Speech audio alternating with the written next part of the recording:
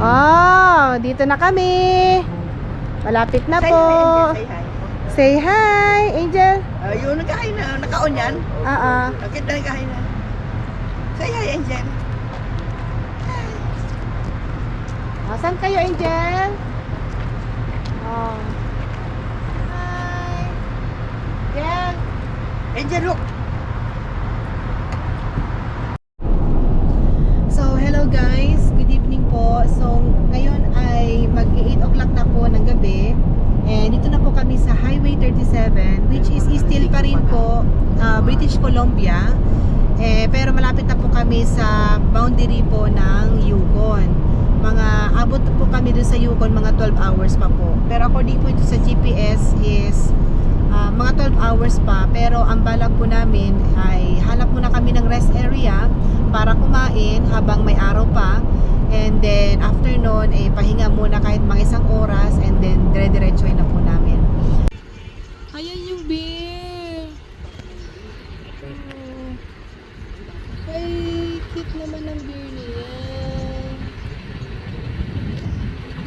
Magagi kami tabi. Sabi na, ano pakilabot ko? Teritoryo ko ya de. Interesting.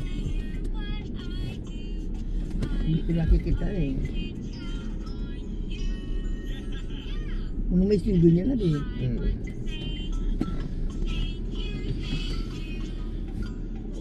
Ayun o, beer.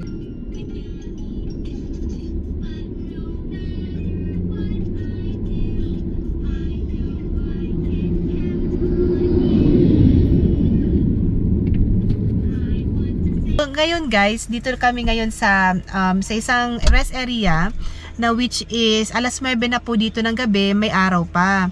So sa ngayon, kakainin sana namin, magluluto sana kami ng itlog tsaka may kanin. Kaya lang, sabi ko, wag nang magluto kasi nga baka may beer. So mag-iinit lang asawa ko, ito siya. Mag-iinit lang siya ng mainit na tubig na magka-cup noodles lang kami tsaka coffee, tsaka tinapay. And then, diretso na kami sa loob. Ayusin ng asawa ko yung mga gamit na lagay sa unahan. And then, matutulog na kami. Hello guys. Kaigising lang po namin at nag-drop off muna kami dito po sa gasoline station. Malapit na po kami pumunta ng Yukon. Parang ito. Good morning. Still cold here in Canada, in British, better than here in Alaska, in Yukon. Hello guys! We are here now in Yukon! Hardingan Light! The province of Yukon! Yuhu! For the first time! So karating lang namin dito guys. Pagod na pagod yung aming biyahe talaga. Umabot kami ng mga 26 to 30 hours. Last, nakarating kami dito safe and sound sa the province of Yukon! Praise the Lord! Thanks God! Ito naman guys ang aming British Columbia! Yuhu! Welcome to British Columbia! Tatakpan mo naman. Good girl, girl! Welcome to British Columbia! Yee! Diyan, ganito dyan. Dito naman sa kabila. At last, nasa Yukon na po kami at talagang sulit yung biyahe. Siyempre, hindi rin kami papayag na hindi magpa-picture sa signage ng Yukon. Kaya nung nakita namin yung signage ng Yukon, ay talaga naman bumaba kami kagad at nagpa-picture para reward din sa amin sa sobrang haba ng biyahe. So, ngayon guys, mga isang oras na lang ang biyahe papuntang Whitehorse na kung saan doon ang aming sadya dahil doon nakatira ang sister ko. Ngayon naman ay inaabangan naman namin yung signage ng Whitehorse Yukon para doon kami magpa-picture para meron naman kaming remembrance, di ba? Ay, salamat sa Diyos, napakabuti mo po, Panginoon. Nung nakaapak na kami ng Yukon, parang nabunutan kami ng tinik. Parang nawala yung pagod namin. Sobrang saya kahit malayo yung biyahe dahil marami kaming nakitang mga beautiful spots dito habang nagdadrive kaya hindi kami naboboring. Hello guys! Welcome to Whitehorse, capital of Yukon. Dito na kami, te. See you! 20 minutes na lang going there. Thanks God!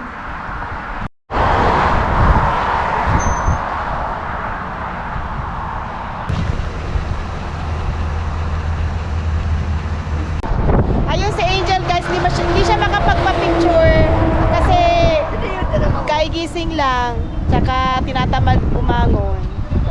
Hayan na! At nasa Whitehorse Yukon na po kami! Yay! The capital of the city! Ang ganda pala ng Whitehorse guys. Maliit lang po siya na city pero malalapit ang mga pasyalan at puros mga hiking trails. Next na videos ko, ipapakita ko po sa inyo yung mga napuntahan po namin na magagandang tanawin dito po sa Yukon Whitehorse. Naku, for sure, excited na ang sister at ang mga pamangkin ko na magkita-kita ulit kami. At syempre, excited na rin kami na ma-unload ang mga gamit namin dito sa sakyan dahil ang bigat-bigat na.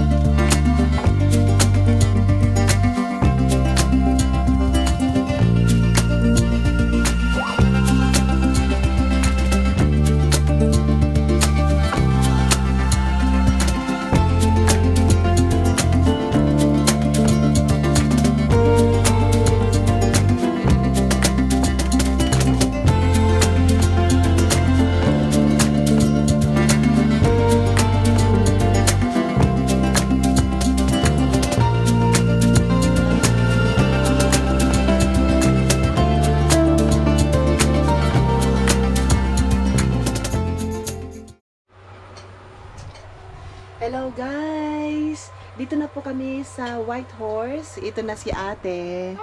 Yan, kumakain siya. Si Pastor. Busy-busy. Han, busy po siya.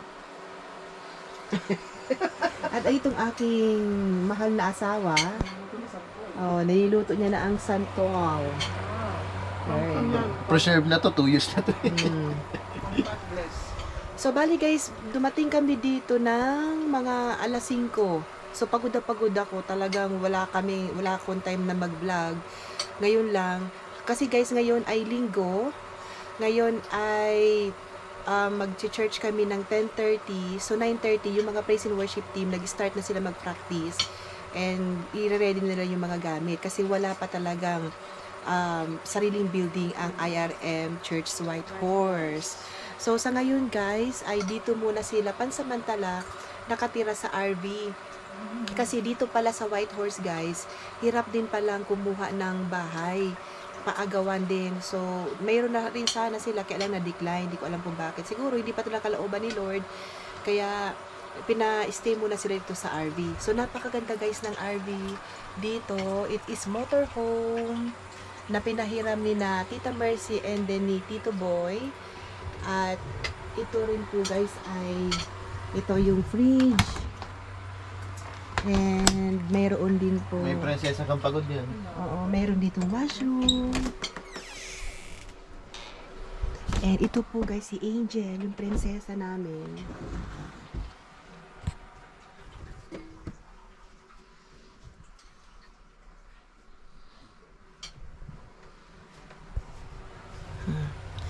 So, medyo guys, makalat yung gamit dito sa RV.